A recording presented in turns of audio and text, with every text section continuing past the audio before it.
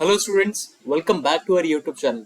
आज हम यहाँ पर इंजीनियरिंग मैथमेटिक्स का प्रोबेबिलिटी स्टैटिस्टिक्स में से topic random variable for the discrete type ये टॉपिक डिस्कस करने जा रहे हैं।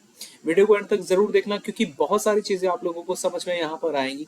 और बाकी अगर आप लोग चैनल पर नए हैं, चैनल को सब्सक्राइब कर सकते हैं, दोस्तों के साथ ये वीडियो को जरूर ज्यादा से ज्यादा शेयर कर सकते हैं। समझे कि प्रोबेबिलिटी एंड स्टैटिस्टिक्स में ये टॉपिक काम क्या कहाँ आता है और कैसे इसके क्वेश्चंस को हम लोग सॉल्व करते हैं। बड़ा ही इजी टॉपिक है। बेसिकली ये टॉपिक हमें डिस्ट्रीब्यूशंस के लिए हेल्प करता है। अगर मैं बात करूँ तो हमारे पास यहाँ पर आज की इस क्लास में जो टॉपिक है वो है डिस्क्रीट टाइप। ठीक है, random variable for the discrete type. यहाँ पर कुछ प्रॉपर्टीज है, काम करती है। मैंने ऑलमोस्ट ये सारी आज थ्योरी मैंने पहले लिखी हुई है। उसके बाद मैं आप लोगों के साथ क्वेश्चन जरूर डिस्कस करूंगा कि कैसे आप लोग इस टाइप के क्वेश्चंस को सॉल्व कर सकते हैं। ठीक है, जैसे मान लीजिए अब रैंडम वेरिएबल है क्या। दरअसल चीज एक डेफिनेशन लिखी हुई है, a function x such that s to r is called a random variable where s is a sample space of any random experiment। अगर ना समझ में आए कोई बात नहीं, सीधी सीधी एक सिंपल सी एग्जांपल लिखी हुई है साथ में, उसको देख लीजिएगा। एग्जाम्पल में ये कह रही है कि अगर हम लोग दो कॉइन्स को टॉस करते हैं और मान लीजिए मैंने x एक ऐसी चीज को डिनोट कर रहा है, मान लीजिए नंबर ऑफ हेड्स के लिए। ठीक है, तो उस केस में अगर मुझे प्रोबेबिलिटी लिखना होगा जैसे probability at x is equal to 2, probability at x is equal to 1, probability x less than equal to 1, वो क्या आएगा। बस यही चीजें हमें रैंडम वेरिएबल के पास लेकर जाएंगे। जैसे मान लीजिए सबसे पहले तो हमने यार यहाँ पर सैंपल स्पेस बना दिया कि जब दो कॉइन्स को हम फेंकते हैं सैंपल स्पेस आ जाता है H H H T T H T T, ये सबको पता है। नेक्स्ट, और x क्या है यहाँ पर, x है यहाँ पर नंबर ऑफ हेड्स के लिए कि आपके पास नंबर ऑफ हेड्स की पॉसिबिलिटीज क्या क्या आ सकती हैं। जैसे मान लीजिए हमारे पास या तो दो नंबर ऑफ हेड आ सकते हैं, या तो एक आ सकता है, या फिर जीरो नंबर ऑफ हेड आ सकते हैं। मान लीजिए मैंने आपको बोला भी probability at x is equal to 2 निकाली। इसको रीड करने का मेथड समझिए, probability at x is equal to 2। इसका मतलब है जब आप लोगों के पास x की वैल्यू 2 हो। x की वैल्यू 2 मतलब आपने जिस चीज को x माना था, हमने यहाँ पर x डिनोट करा है नंबर ऑफ द हेड्स के लिए। तो जब आपके पास दो हेड्स आ सकते हो उसकी प्रोबेबिलिटी कितनी है। अगर आप सैंपल स्पेस देखोगे, सैंपल स्पेस में सिर्फ एक ही आ रहा है ना, एच एच, तो 1/4 इसका करेक्ट आंसर आ जाएगा। समझ में आया। एक और समझिएगा, जैसे मान लीजिए मैंने आगे लिखा probability at x is equal to 1।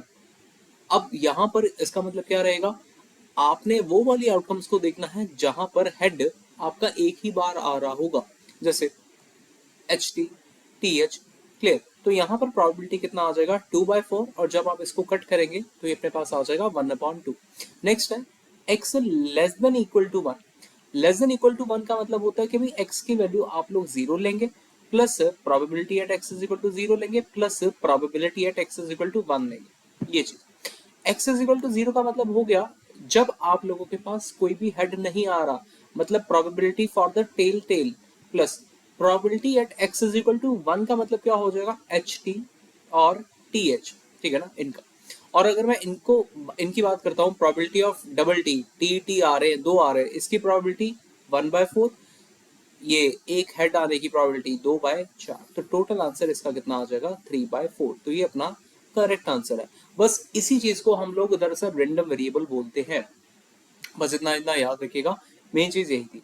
अब random variable for the discrete type, discrete type में क्या क्या चीजें हैं ये समझेगा। A random variable that can be taken on at most a countable number of possible value, जहां पर हम ना हमारी जो वैल्यू हो वो गिनने लायक हो, काउंटेबल नंबर ऑफ तक हो, तब भी हम लोग इसको डिस्क्रीट टाइप का क्वेश्चन कहेंगे, जब आप लोग गिन भी सकते हैं। और सबसे सिंपल पहचान मैं आप लोगों को ये बताता हूँ कि जब भी आप लोग ऐसा देखें x इज इक्वल टू लिखा गया है 0 1 2 3 4 ऐसे करके जब भी लिखा जाए ना, ये चीज हमेशा आप लोगों का डिस्क्रीट टाइप का क्वेश्चन रहेगा। ठीक है, मेन चीज है प्रोबेबिलिटी डिस्ट्रीब्यूशन। प्रोबेबिलिटी डिस्ट्रीब्यूशन का मीनिंग समझिए, कैसे हम लोग डिस्ट्रीब्यूशन करेंगे, क्योंकि इसी चीज के ऊपर हमारे सारे के सारे सम्स मिलेंगे। अगले जितने भी टॉपिक्स हैं प्रोबेबिलिटी के, इसी डिस्ट्रीब्यूशन के ऊपर ही बेस है। तो सबसे पहले आप लोगों को डिस्ट्रीब्यूशन करना आना चाहिए। जैसे मैंने यहाँ पर एक ये टेबल सा बनाया है, क्या लिखा है, मान लीजिएगा if random variable x takes value x1 x2 x3 xn।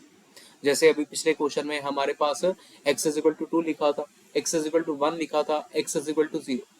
उन केस में हमें सिर्फ और सिर्फ प्रोबेबिलिटी लिखनी हो, p1 p2 p Pn, उनकी क्या क्या प्रोबेबिलिटी आ रही है, जब हम उसको टेबुलर फॉर्म में लिख लेते हैं ना, बस उसी को हम लोग प्रोबेबिलिटी डिस्ट्रीब्यूशन टेबल बोलते हैं।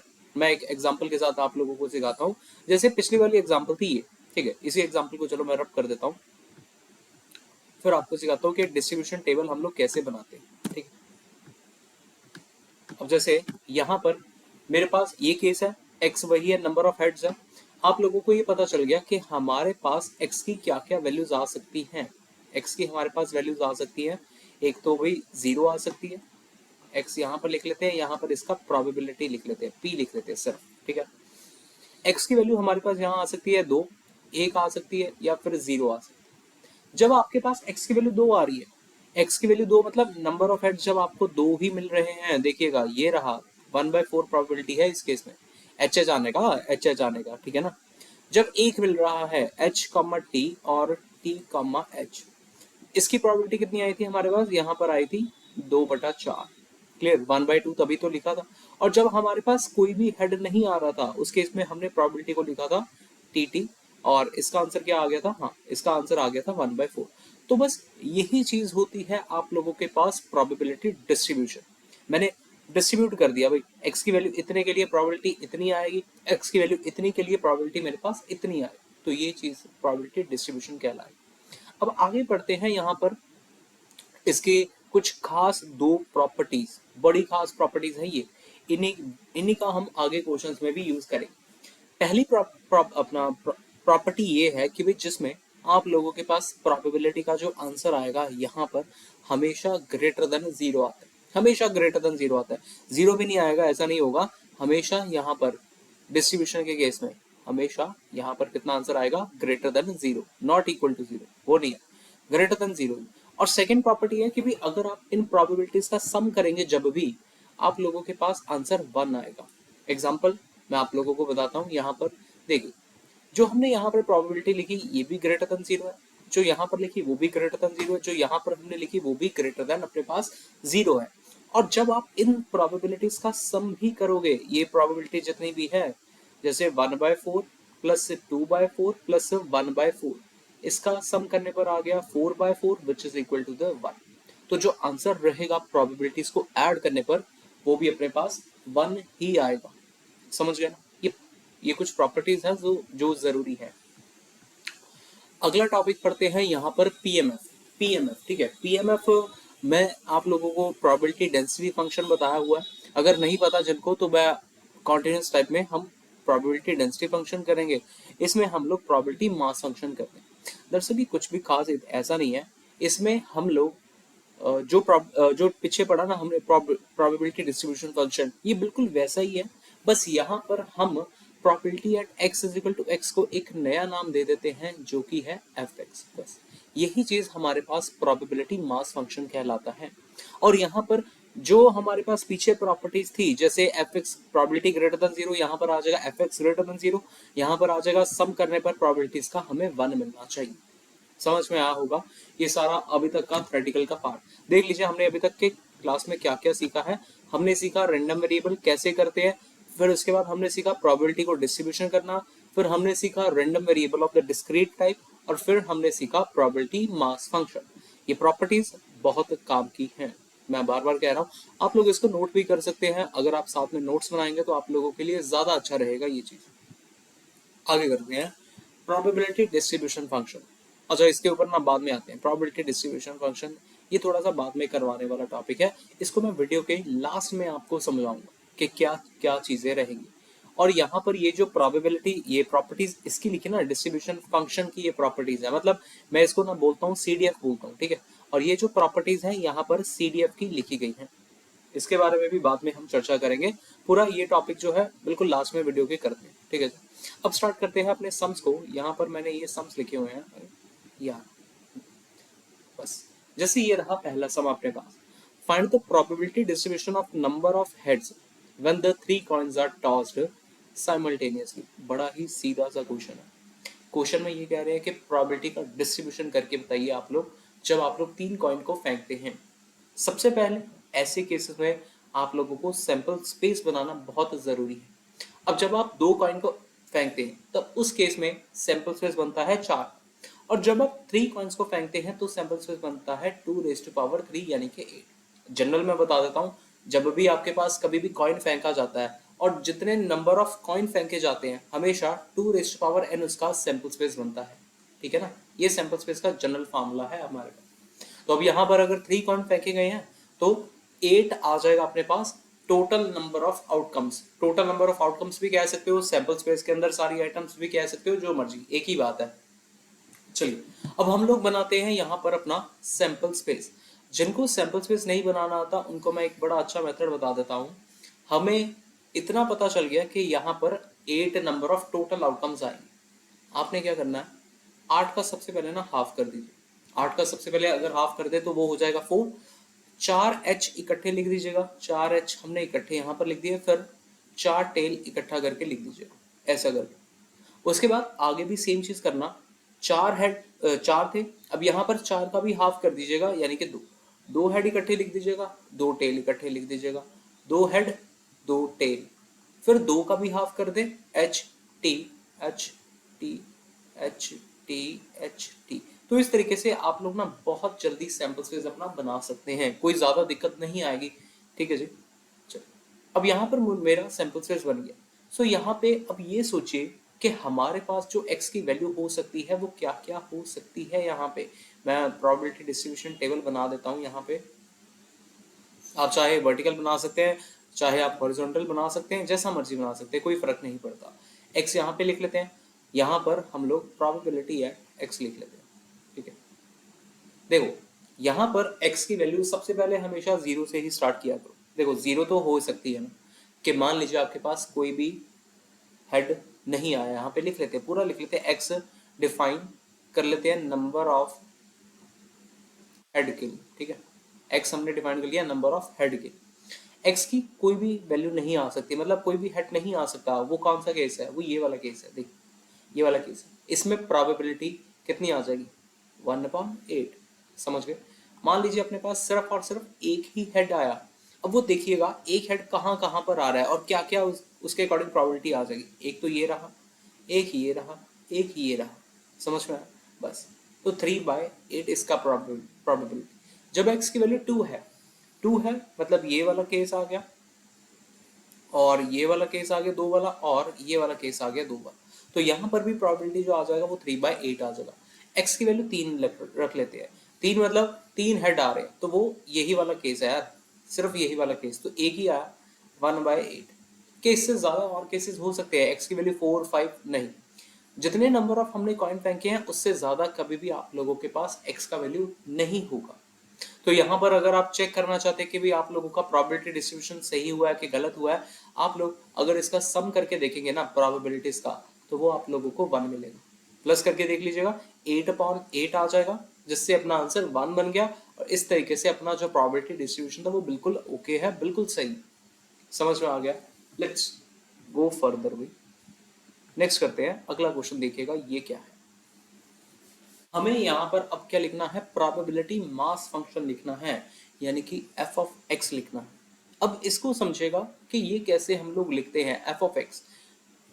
जितने भी जब भी प्रोबेबिलिटी पढ़ेंगे, प्रोबेबिलिटी डिस्ट्रीब्यूशन पढ़ेंगे, हमारा fx ना कुछ u करके लिखा जाता है, fx ऐसा करके, ऐसा करके। ठीक है, हमेशा इस टाइप में लिखा जाता है। मैं इसको रब कर देता हूँ अभी के लिए।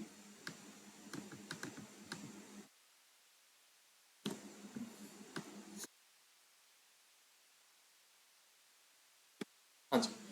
4 balls are drawn from a bag containing 5 black balls, 6 white and 7 red balls। जैसे हम बनाते हैं वैसे ही यहाँ पर लिख लेते हैं। जैसे मान लीजिए यहाँ पर है 5 ब्लैक बॉल्स, 6 है अपने पास व्हाइट बॉल और 7 है अपने पास रेड बॉल।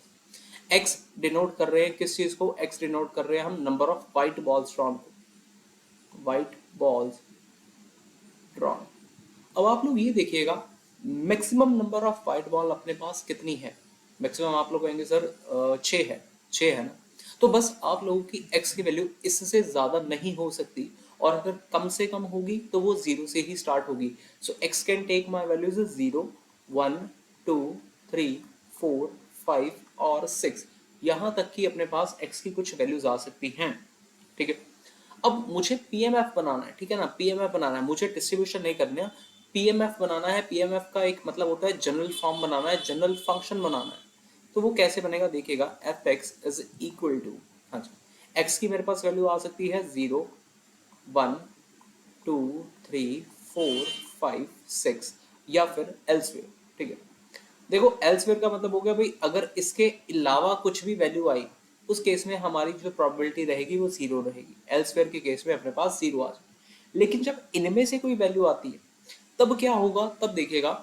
अब स्टेटमेंट समझते हैं और कॉम्बिनेशन की फॉर्म में आप लोग इस चीज को बनाने का समझना कोशिश करना। ठीक है, हम लोग निकाल रहे हैं 4 बॉल्स फ्रॉम अ बैग। अच्छा 4 बॉल्स ही निकाल रहे हैं वैसे तो, बस फिर आई थिंक 4 से ज्यादा तो निकल ही नहीं पाएगी। हाँ फिर 5-6 भी नहीं आएगा यार, एक्स कैन टेक सिर्फ यही 4 तक ही आएगा, क्योंकि 4 बॉल्स ही हम विड्रॉ कर रहे हैं।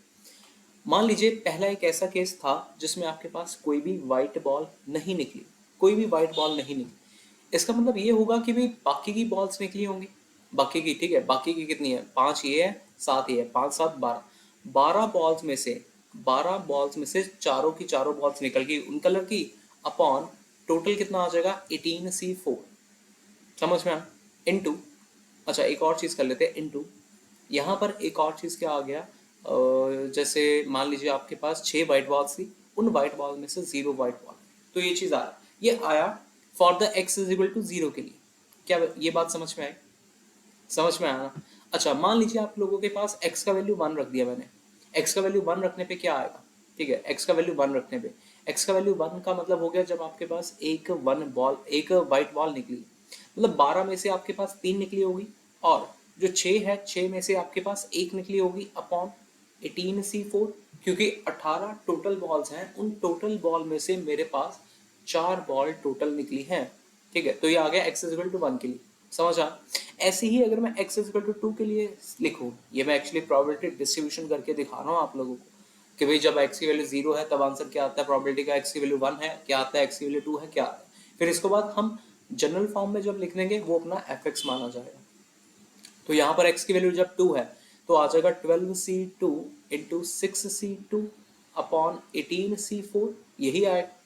समझ में आया, तो बस अब मुझे इसी चीज को एक जनरल फॉर्म में लिखना हुआ, तो जनरल फॉर्म में कैसे लिखा जाएगा, एफ एक्स मेरा हो सकता है एक्स की वैल्यू जब 0 रखता हूँ, 1 रखता हूँ, 2 रखता हूँ, 3 रखता हूँ, 4 रखता हूँ, और एल्सवेयर के केस में 0। हाँ जी, देखो यहाँ पर नीचे तो 18C4 ही आ रहा है, हर केस में 18C4 आ रहा है, लेकिन ऊपर कुछ चेंजेस हो रहे हैं। ठीक है ना, सबसे पहले क्या चेंज हुआ कि यार अगर यहाँ पर मेरे पास मान लीजिए मैं यहाँ पर x के वैल्यू 0 है, यहाँ पर भी 0 आ रहा है, यहाँ पर x का वैल्यू 1 है, यहाँ पर भी 6C उसके साथ 1 आ रहा है, तो ये चीज बन जाएगी इंटू 12C4 माइनस एक्स। पूरा पूरा समझो कि क्या मैंने ये फंक्शन बनाया है और किस तरीके से बनाया है। जब मैं x का वैल्यू 0 लिख रहा हूँ, क्या ये बन रहा है मेरे पास, देखो 12C4 इंटू 6C0 आ रहा है ना, यहाँ पर सब्सटीट्यूट करके देखो, 0 ये हो गया, 0 ये हो गया, बिल्कुल।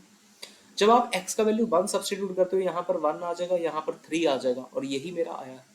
x का वैल्यू 2 पुट करने पे 6C2 12C2 upon 18C, yes. तो ये मेरा जो है ये मेरा f ऑफ x है, यानी कि ये वाला जो मेरा चीज आया है ये मेरा PMF है जी, ये वाली चीज।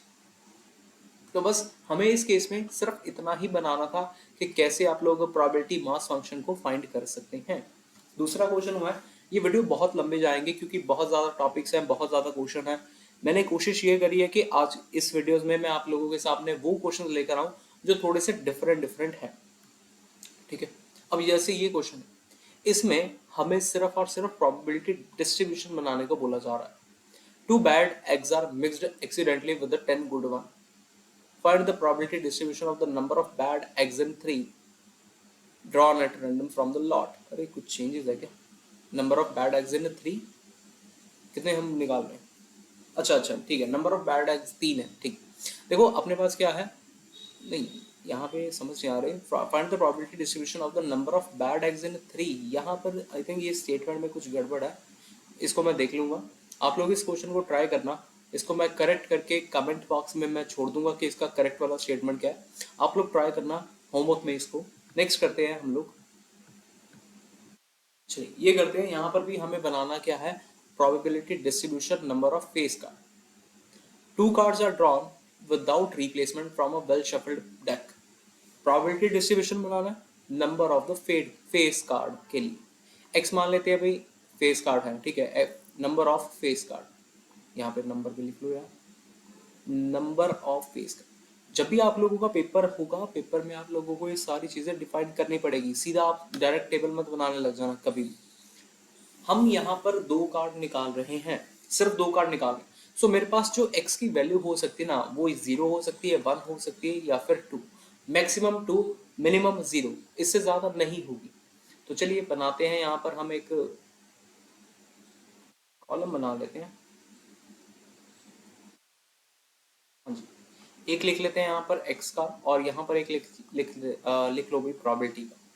x की वैल्यू आ गई 0, एक आ सकती है 1, और एक आ सकती है यहाँ पर अपने पास 2, ठीक है। Two cards are drawn without replacement from a well shuffled. Determine the probability number of face card. अब ये जरा सोचिए, फेस कार्ड अपने पास होते कितने। फेस कार्ड का मतलब हो गया K, Q और J, ठीक है ना, K, Q, J। हमारे पास टोटल फेस कार्ड जो होते हैं वो होते हैं 12, और टोटल कार्ड्स वैसे होते हैं 52, ठीक है।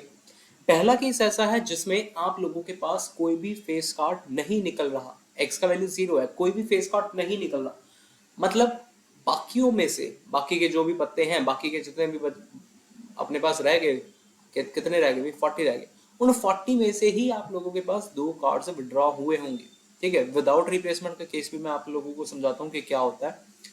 विदाउट रिप्लेसमेंट का मतलब है कि जब आपने एक कार्ड निकाला, उसको दोबारा से नहीं रखा, क्लियर। अगर आप लोगों ने वो नहीं रखा दोबारा से, पहले आपने पहले बार जब उसमें से निकालने की कोशिश करी ना कार्ड, तो वो आ गया 40/52, पहला पत्ता तो ये आ गया, क्योंकि टोटल पत्ते तो 52 ही है ना अपने पास। उनमें से वो अलग बात है कि भाई 40 वाला आया, दूसरा नहीं आया, फेस कार्ड नहीं आया, इनटू जब आपने सेकंड टाइम दोबारा से अपना एक पत्ता निकालने की कोशिश करी, वो फिर से फेस कार्ड नहीं निकला, तो वो कितने रह गए, 39/51। ये क्यों आया 39/51? क्योंकि हमारे पास जो ऑलरेडी कार्ड निकल गया था, हमने उसको दोबारा से डेक के अंदर नहीं डाला, इसी वजह से हमारे पास वो कार्ड जो है वो कम हो गया, टोटल नंबर ऑफ कार्ड्स भी कम हो गए, और जो बाकी के कार्ड्स थे वो भी अपने पास कम हो गए, ठीक है। तो यहाँ पर ये अपने पास प्रोबेबिलिटी का इसका आंसर आ गया, समझ में आ गया होगा। अगला बनाते हैं, यहाँ पर अगला केस क्या आएगा, अगला केस जरूरी है। अच्छा, अगले केस से पहले मैं आपको दूसरा वाला केस बताता हूँ कि दूसरे वाले केस में क्या आ सकता है। दूसरे वाले का मतलब है भाई जब आपके पास दोनों के दोनों कार्ड फेस कार्ड निकल गए। अब दोनों के दोनों फेस कार्ड निकल गए, पहली बार में 12/52, और अगली बार फेस कार्ड निकल चुका है, एक ऑलरेडी हमारा निकल चुका है, दोबारा से हमने उसको नहीं डाला, तो यहाँ पर आ जाएगा 11/51, क्योंकि एक तो निकल चुका था, टोटल में भी चेंज आया, और जो फेवरेबल आउटकम थी उसमें भी तो चेंज आएगा यहाँ पे, समझ में आ गया। ओके, आगे बढ़ते हैं भाई हम। जब आपके पास अब एक ही फेस कार्ड निकालना है, अब यार ये आपकी मर्जी है, आपकी शायद पहली बार में ही फेस कार्ड निकला हो सकता है, या फिर दूसरी बार में फेस कार्ड निकला हो सकता है। जब भी अपने पास ऑप्शन आ जाती है, आप लोगों को मैंने बहुत बार ये सिखाया है, तब हम लोग वो प्लस का केस कंसिडर करके चलते हैं। अगर प्लस का केस होगा तो देखिएगा क्या आ सकता है। मान लीजिए पहली बार में मेरे पास फेस कार्ड निकल गया, तो 12/52 आ गया, इनटू, लेकिन अगली बार में मेरे पास फेस कार्ड नहीं निकला, तो 40/51 आ गया। अब ये 51 कैसे आया, पता है किसी को? बिल्कुल सही सोच रहे हो आप लोग, क्योंकि हमने वो ऑलरेडी जो कार्ड था वो हमने ऑलरेडी विड्रॉ कर दिया गया, फेस कार्ड था ना, टोटल में तो फर्क आ गया ना, टोटल में फर्क आ गया, प्लस या तो ये हो सकता है या फिर ये हो सकता था। भाई पहली बार में बिना फेस कार्ड वाला निकल गया, और दूसरी बार में आपका फेस कार्ड निकल गया, यहाँ पर भी मैंने 51 लिखा। सेम केस वही है कि भाई जो एक बार कार्ड निकल गया था, हमने उसको दोबारा से नहीं डाला, बेशक वो जौन सा मर्जी हो, टोटल नंबर में तो चेंज आएगा ही ना, बस यही था प्रोबेबिलिटी डिस्ट्रीब्यूशन। अब जब आप इसको सम करके देखेंगे, इसका सम प्रोबेबिलिटी का आप लोगों को 1 ही मिलेगा, आप करके देखना ट्राई, बट यही है इसका प्रोबेबिलिटी डिस्ट्रीब्यूशन, ठीक है जी। चलो अब आगे करते हैं, ये आए हैं नए टाइप के क्वेश्चंस यहाँ पर, ठीक है जी। ये तो हाँ, अभी तो बहुत क्वेश्चंस पढ़े हैं, ये देखिएगा बहुत क्वेश्चंस लेकर आया था मैं आप लोगों के लिए, एटलीस्ट हर वीडियो में आप लोगों को मेरे से 10-10 क्वेश्चन, 8-8 क्वेश्चन तो मिलेंगे ही मिलेंगे। पढ़ते हैं यहाँ पर क्या है। इस बार आप लोगों को पीएमएफ दिया गया है, fx = cx, पूछ रहे हैं फाइंड द कांस्टेंट c। ये बहुत सारे एग्जाम्स में ऐसा टाइप का क्वेश्चन ना हमेशा पूछा जाता है। करते क्या, प्रोबेबिलिटी की डिस्ट्रीब्यूशन के केस में मैंने आप लोगों को दो प्रॉपर्टीज बताई, मतलब पीएमएफ की भी बताई थी, ये रही पीएमएफ की प्रॉपर्टी कि एफ एक्स का वैल्यू हमेशा आपके पास ग्रेटर देन 0 आता है। दूसरी प्रॉपर्टी ये थी कि सम करने पे एफ एक्स का आप लोगों को 1 मिलता है, ठीक है ना, सम करने पे 1 मिलता है। बस इसी चीज का हम लोग इस्तेमाल करेंगे। यार अगर मेरे पास कहाँ गया, हाँ ये चीज है, मतलब मान लीजिए मेरे पास बहुत सारे नंबर्स नहीं है, 1 से लेकर 6 तक के ही नंबर है, बट अगर मैं इन सभी का एफ वाई एक्स आई का सम मैं करूं तो वो मेरे पास 1 के बराबर होगा, ठीक है ना। एफ आई मतलब आई वेरी कर रहा है, अपना आई कहाँ से कहाँ तक वेरी कर रहा है, वहां से लेकर 6 तक। तो यहाँ पर कितना आ जाएगा, जैसे यार मान लो फंक्शन मेरे पास है आई वेरीज फ्रॉम 1 to 6, यहाँ पर है अपने पास सी एक्स इज इक्वल टू 1, ये चीज है। बस आपने यही करना है, सी कांस्टेंट है, ठीक है, वो सबमिशन से बाहर आ जाएगा, सी सबमिशन से बाहर आ गया, हमारा एक्स कहाँ से कहाँ तक वेरी कर रहा है, वो कर रहा है 1 से लेकर 6 तक, ठीक है ना। बस लास्ट में क्या करना है आप लोगों को, यहाँ पर सारी की सारी वैल्यूज जो x की वैल्यूज हैं, क्या क्या वैल्यूज x की हो सकती हैं, 1 हो सकता है वो रख दो 1, प्लस 2 हो सकता है, 3 हो सकता है, 4 हो सकता है, 5 प्लस 6 इज इक्वल टू 1। तो यहाँ से मेरे पास c कितना आ जाएगा, ये होता है 21, सो 1/21 मेरा यहाँ पर करेक्ट आंसर रहेगा, c इज इक्वल टू 1/21, ये बिल्कुल करेक्ट आंसर, बस यही है। अच्छा यहाँ पर एक और चीज है, जब भी अपने पास c की वैल्यू आएगी ना, c की ऐसी वैल्यू आप लोगों ने चूज करनी है जो ग्रेटर देन 0, c कभी भी अपने पास नेगेटिव नहीं होगा, ये चीज याद रख लेना, c ऑलवेज ग्रेटर देन 0, ठीक है। ओके अगला करते हैं। अच्छा ये क्वेश्चन दूसरा है, एक मिनट, इसकी बजाय हम लोग बाकी सारे क्वेश्चन में लगता है क्यूमुलेटिव डिस्ट्रीब्यूशन ही निकालना है, बाकी सारे क्वेश्चन में सीडीएफ ही है क्या, हाँ ऑलमोस्ट सारे क्वेश्चन में आगे सीडीएफ है। अब मैं आप लोगों को सीडीएफ के बारे में बताता हूँ कि क्यूमुलेटिव डिस्ट्रीब्यूशन फंक्शन होता क्या है, कैसे आप लोग इसको सॉल्व करते हैं। बड़ा ही इजी टॉपिक है यार क्यूमुलेटिव डिस्ट्रीब्यूशन फंक्शन। हमारे पास जैसे एक्स एक डिस्क्रीट रैंडम वेरिएबल ही हमने लिया, डिनोशन क्या है इसकी, डिनोशन है कैपिटल एफ एक्स, सीडीएफ की डिनोशन क्यूमुलेटिव डिस्ट्रीब्यूशन फंक्शन की डिनोशन है बस। और करते क्या है भाई, जितनी भी पुरानी एंट्रीज हमारे पास थी उन पुरानी एंट्रीज को हम लोगों ने क्या करते रहना है, बस सम करते रहना है, बस सम, मतलब पिछली एंट्रीज को भी हमने ऐड करते जाना। आप लोगों ने अपनी जिंदगी में जब क्यूमुलेटिव वर्ड सुना था, क्यूमुलेटिव स्टैटिस्टिक्स आपने सुना था ना, वो क्यूमुलेटिव स्टैटिस्टिक्स में भी हम लोग, क्यूमुलेटिव फ्रीक्वेंसी में भी हम लोग यही चीज करते थे, पिछली चीजों को ऐड करते थे। वैसे ही सेम चीज यहाँ पर हम क्यूमुलेटिव डिस्ट्रीब्यूशन फंक्शन के लिए करें, जिसमें पिछले जो भी एंट्रीज होंगी हम उनको कैरी कैरी कैरी करते चलेंगे, बस यही। इसका ज्यादातर आंसर हमारे पास x में आएगा, x में आएगा, मैं करके बताता हूँ कोई क्वेश्चन के साथ। और यहाँ पर इसकी ये कुछ प्रॉपर्टीज है, आप इन प्रॉपर्टीज को नोट कर सकते हैं, क्योंकि ये प्रॉपर्टीज कभी कभी क्वेश्चन को सॉल्व करने में ज्यादा हेल्प कर देती है, बहुत ज्यादा हेल्प करती है, मैं बताऊँ तो, ठीक है जी। इसको नोट कर लेना, जरूर होनी चाहिए आपके पास ऐसी चीजें। चलिए अब यहाँ पर है अपने पास ये क्वेश्चन है, हाँ यही सारे क्वेश्चन है, देखिएगा। A random variable x assumes the value -1, 0, 1 with the probability this. Find the distribution function. पहले केस में सिर्फ इतना बोला गया है, आप लोग डिस्ट्रीब्यूशन फंक्शन निकालो। डिस्ट्रीब्यूशन फंक्शन का मतलब होता है CDF, क्यूमुलेटिव डिस्ट्रीब्यूशन फंक्शन, ये निकालो। x की वैल्यू क्या क्या है अपने पास, -1, 0, 1, प्रोबेबिलिटी गिवन है 1/3, 1/2, 1/6। मैं एक बार, सिर्फ एक बार आप लोगों को इसका टेबल बनाकर दिखाता हूँ कि दरअसल टेबल क्या बनता, फिर उसके अकॉर्डिंग मैं आप लोगों को एफ एक्स बताता हूँ कि एफ एक्स क्या आता, ठीक। एक्स का क्या वैल्यू है, एक्स का वैल्यू अपने पास हो सकता है -1, एक हो सकता है 0, एक हो सकता है 1, यहाँ पर एफ एक्स कर देते हैं, ठीक है। यहाँ पर हम लोग एफ एक्स कर लेते हैं या प्रोबेबिलिटी कर लेते हैं ना, प्रोबेबिलिटी, ये आ गया 1/3, ये आ गया 1/2 और यहाँ आ गया 1/6 आ गया। जब आप लोगों को सीडीएफ बनाना है, सीडीएफ बनाने के लिए आप लोगों को कुछ डिनोट ऐसा करना है, और जैसे हमने पीएमएफ के लिए किया था ऐसा फंक्शन बनाया था, सेम काम यहाँ पर करें।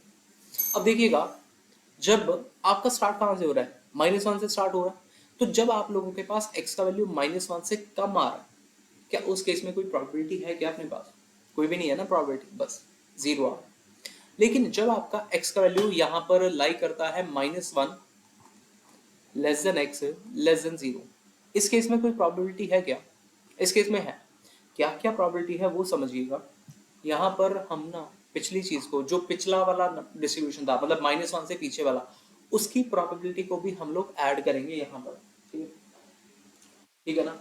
यहाँ पर उसकी प्रोबेबिलिटी भी ऐड होगी। तो जैसे यहाँ पर है 0 है, पिछली प्रोबेबिलिटी प्लस -1 के ऊपर यहाँ पर मैंने एक साइन देखो डाला हुआ है ना, -1 is equal to X, less than equal to X. इसका मतलब है एक्स का वैल्यू -1 वाला इंक्लूड करो, उसमें प्रोबेबिलिटी कितनी है 1/3, तो यहाँ पर आ जाएगा 1/3 आ जाएगा। समझ में आया? एक और करते हैं, अगर नहीं समझ आया दोबारा समझना। अब मान लीजिए मैं जा रहा हूँ 0 less than equal to X less than 1, यहाँ पर पिछली जितनी भी एंट्रीज थी, जैसे 0 था प्लस 1/3 था प्लस 0 पे, जब x की वैल्यू 0 है उस केस में प्रोबेबिलिटी कितनी आ रही है देखो 1/2 आ रही है, ये देखो ना। तभी यहाँ पर ये साइन डाला हुआ है इक्वल टू का, लेकिन यहाँ पर नहीं है, ये वाला नंबर यहाँ पर इंक्लूड नहीं होता, पीछे वाला नंबर ही हमारे पास यहाँ पर इंक्लूड होता है। इसको प्लस करने पे कितना आ जाएगा 5/6 आ जाएगा। पूरी बात समझ में आई? अच्छा और पढ़ते हैं। जब आपके पास x का वैल्यू 1 से बड़ा कर दे, हाँ 1 से बड़ा कर देते हैं, जब आपके पास x का वैल्यू 1 है या 1 से बड़ा है, उस केस में क्या करना है, पिछली चीजों को कैरी करते जाओ। 0 प्लस जितनी पिछली प्रोबेबिलिटी थी, पिछली प्रोबेबिलिटी 0 था, अब आपकी मर्जी है, आप इसको भी ऐड करना चाहते हैं इसको कर दीजिए, या फिर पिछली जितनी भी प्रोबेबिलिटीज आपने लिखी, जैसे 0 प्लस 1/3 करा, प्लस 1/2 करा, प्लस 1/6 करा, या तो आप ये भी कर सकते हो, और डायरेक्ट ये जो एंट्री थी 5/6 में आप लोग direct at x is equal to 1, जैसे ये है 1/6, आप इसको कर सकते हो। ठीक है, दोनों केसेस में आप लोगों के पास आंसर सेम ही आएगा, 1 1 आएगा। क्लियर? तो बस ये होता है आप लोगों के पास क्यूमुलेटिव डिस्ट्रीब्यूशन फंक्शन। जितने भी क्यूमुलेटिव डिस्ट्रीब्यूशन फंक्शन के क्वेश्चन आते हैं आपके पास, मैं आप लोगों को एक चीज बता दूं, उसकी जो स्टार्टिंग होती है वो 0 से ही होती है। मतलब ये देखो, जितनी भी आप हमेशा करोगे ना, बनाओगे, हमेशा ये 0 ही आएगा, और जो एंडिंग होगी वो हमेशा 1 के ऊपर ही रुकेगा हमेशा। बाकी जितने भी वैल्यूज हैं उसके बिटवीन लाई करती होगी। ये इसका बड़ा इजी सा रूल है, हमेशा आप लोग इस चीज को देख सकते हैं अपने क्वेश्चन में जब भी सीडीएफ बनाने की कोशिश करेंगे। समझ में आ गया ना? वीडियो को लाइक करना मत भूलो यार, मैं एक चीज ये बतानी भूल जाता हूँ आप लोग, और दोस्तों के साथ ये वीडियो ज्यादा से ज्यादा शेयर जरूर करनी है। आगे बनाते हैं। इस केस में मैं आप लोगों को ग्राफ बनाना भी सिखाऊंगा। अगर वैसे तो इंजीनियरिंग मैथमेटिक्स में आ जाते हैं कभी कभी ग्राफ बनाने के क्वेश्चन, सीडीएफ रिलेटेड सिखाते हैं कैसे कर सकते थे आप। एक्स एक रैंडम एक्सपेरिमेंट है, 3 अनबायस्ड कॉइन को फेंका गया है, एक्स नंबर ऑफ हेड के लिए, हमें क्यूमुलेटिव डिस्ट्रीब्यूशन ऑफ एक्स बना। अभी पिछले केस में मैंने आप लोगों को जब स्टार्टिंग वाला एग्जांपल बताया था, उस केस में मैंने आप लोगों के सामने ये रखा था, ये पूरा पूरा क्वेश्चन मैंने आप लोगों को सॉल्व करके बताया।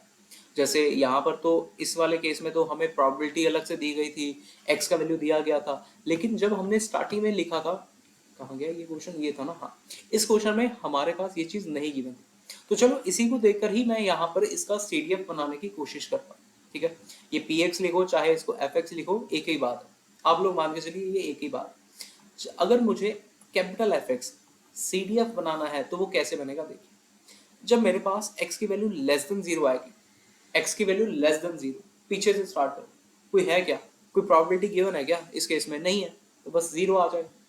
क्लियर? अब जब आप लोगों के पास x को इंक्लूड कर दें, ठीक है, x को 0 को इंक्लूड कर, उस केस में प्रोबेबिलिटी कितनी आ रही है देखो, पिछली वाली एंट्री कितनी थी 0 थी, plus at x is equal to 0, read करना सीखो भाई, at x is equal to 0, उस केस में प्रोबेबिलिटी कितनी है 1/8, तो यहाँ आ गया 1/8। डन ना? अब आगे समझना, जब आप लोगों के पास 1 less then x less then 2, भाई यहाँ पर 1 तो इंक्लूडेड है, लेकिन पिछली वाली एंट्रीज भी इंक्लूड करनी है, जैसे 0 से पीछे, एट 0, एट 1, तो 1 पे है 3/8, इसका आंसर कितना आ जाएगा 4/8। अगला देखना जरा, 2 less than equal to x less than 8, sorry less than 3, यहाँ पे कितना आ जाएगा, पिछली एंट्री कैरी करो 0, प्लस उससे पिछली करो, उससे पिछली करो 3/8, 3/8 है ना, 3/8 है, और उससे पिछली एट टू पे कितनी है 3/8 है, तो यहाँ पर अपने पास आंसर आ गया 7/8 आ जाएगा। और जब आप x greater than equal to 3 या 3 से बड़े के लिए लेंगे तब क्या आएगा देखिएगा, 0 प्लस 1/8, थोड़ा सा ऊपर कर देते हैं, 0 plus 1/8 plus 3/8 plus 3/8 plus at X is equal to 3 लिख रहा हूँ मैं, ये बच्चों को अक्सर गलती रहती है कि भाई सर ऐसे कैसे 7/8 आना चाहिए। अरे यार या तो आप 7/8 ले लो, फिर ये चीज़ों को मत लिखना जो मैं पीछे लिखता आया हूँ, ठीक है ना, जैसे ये था, फिर इसको मत लिखो, 4/8 लिख लो इसकी जगह पे, ऐसा चलता ही था। ठीक, एक बार आप लोग प्रैक्टिस करेंगे तो आप लोगों को भी ये चीज समझ में जरूर आएगी। ऐसा नहीं है कि ये चीज समझ में ना आए, ठीक है। एक बार अगर हम लोग ग्राफ देखें इसका, तो मैं आप लोगों को ग्राफ भी बता देता हूँ कि कैसा बनता है ऐसे क्वेश्चंस का ग्राफ। आप लोगों ने कभी स्टेप फंक्शन सुना हो? स्टेप फंक्शन, ठीक है, स्टेप फंक्शन का ग्राफ कैसा होता है मैं सिखाता हूँ। आप लोगों ने स्टेप फंक्शन कह लीजिए, बॉक्स फंक्शन कह लीजिए, बॉक्स फंक्शन याद होगा आपको, ग्रेटेस्ट इंटीजर फंक्शन जिसको बोलते हो, ऐसे इसका ग्राफ बनता है हमेशा हमेशा इसका। अच्छा, जिनको इसका ग्राफ नहीं पता मैं उसको बता दूं, बॉक्स क्या होता है। बॉक्स मतलब जैसे यार 0.1 वैल्यू है तो उसका आंसर 0 आएगा। मान लो 0.9 भी वैल्यू है बॉक्स के अंदर, उसका आंसर भी 0 आएगा। मान लो 1.1, उसका आंसर 1 आएगा, ये चीज। तो ऐसे केस में जो ग्राफ बनता है वो बनता है हमारे पास स्टेप साइज का ग्राफ, स्टेयर केस ग्राफ या स्टेप साइज का ग्राफ, जैसा तैसा मर्जी बोल सकते हो आप लोग। यहाँ पर भी सेम चीज चलेगी। जैसे मान लीजिए यार यहाँ पर मैं एक चीज बना लेता हूँ, मुझे ग्राफ बनाना है CDF का और एक्स का, CDF और एक्स का। एक तरफ हम लोग प्लॉट करते हैं CDF, एक तरफ हम लोग प्लॉट करते हैं एक्स। यहाँ आ गया एक्स, यहाँ पर आ जाएगा f ऑफ एक्स। अब जब आप लोगों का एक्स का वैल्यू 0 था, 0 बिल्कुल 0, उस केस में तो कुछ आया ही नहीं। नहीं, एक्स का केस वैल्यू 0 में आया था हाँ। उस केस में आप अपने पास क्या आया था, 1/8 आया हुआ ना, ये देखो यहाँ पे ये चीज देखो। जब आप लोगों के पास 0 इंक्लूडेड है उस केस में अपने पास 1/8 आया, तो यहाँ पर मुझे बस 1/8 को प्लॉट करना। 1/8 प्लॉट कैसे होगा, यहाँ पर ना, यहाँ पे कुछ पॉइंट होगा 1/8, ठीक है, ये 0 आया। मैक्सिमम हाइट जो जाएगी वो 1 तक ही जाती है। 1/8 0 पॉइंट ये रहा, 1 ये रहा, 2 ये रहा, 3 ये रहा, ऐसा करके 0 से 1 के अंदर जब आप रहोगे तो आप सिर्फ और सिर्फ 1/8 तक रहोगे, ठीक है। जब 1 से 2 तक रहोगे, ठीक है, उस केस में क्या आ रहा है देखो, उस केस में अपने पास आया था 4/8 आया हुआ, 4/8। और जब 2 से 3 तक जा रहे थे उस केस में आया था 7/8, ठीक है। यहाँ पर 7/8 आ रहा था, 7/8। और जब आप 3 से आगे चले गए थे, ठीक है ना, उस केस में अपने पास आंसर आ गया था 1, ठीक है ना, 1। तो बिल्कुल बस यही चीज है यहाँ पर अपने पास आंसर आने का, ये ग्राफ होता है। अगर आप इसको थोड़ा सा और अच्छा सा बनाना चाहे तो यहाँ पर क्लोज कर देना, ये चीज क्लोज कर देना जितने भी क्वेश्चंस आप लोग करेंगे, ठीक है। बस एक ये क्वेश्चन है, ये क्वेश्चन आप लोग लास्ट में करना, अपने आप खुद सॉल्व करना। एक हिंट दे देता हूँ इस क्वेश्चन के लिए क्या है। अगर आप लोगों ने के फाइंड करना है, सम करने पर इनकी प्रोबेबिलिटीज का अपने पास आंसर सिर्फ और सिर्फ 1 आना चाहिए। इसको मानकर चलिए, एक इक्वेशन को लेकर चलेंगे आप लोग, ठीक है। मतलब प्लस कर दो 0.1 प्लस के प्लस 0.2 2k 0.3 के। और एक और चीज, यहाँ पर जब भी के की वैल्यू आएगी वो ग्रेटर देन 0 आएगी, ठीक है, या फिर इक्वल टू 0 आएगी, इक्वल टू भी आ सकती, इनमें से ही होगा और कुछ नहीं। और एक और ये वाला क्वेश्चन है, इस क्वेश्चन को भी आप लोग घर पे ट्राई करना। यहाँ पर के स्क्वायर लिखा गया है, ये 2k स्क्वायर लिखा गया है, ये 7k स्क्वायर प्लस के लिखा गया, ये चीज है, सेम केस है। जरूर ट्राई करना अपने पास। वीडियो बहुत ज्यादा लंबा हो जाएगा, मैं नेक्स्ट वीडियो में या फिर इसका जरूर सोल्यूशन आप लोगों को प्रोवाइड कर, ठीक है जी। Thank you so much for watching the video. Channel को जरूर सब्सक्राइब करिएगा और व्हाट्सएप चैनल का लिंक डिस्क्रिप्शन में गिवन है, आप लोग वहां पर भी मेरे साथ जुड़ सकते हैं।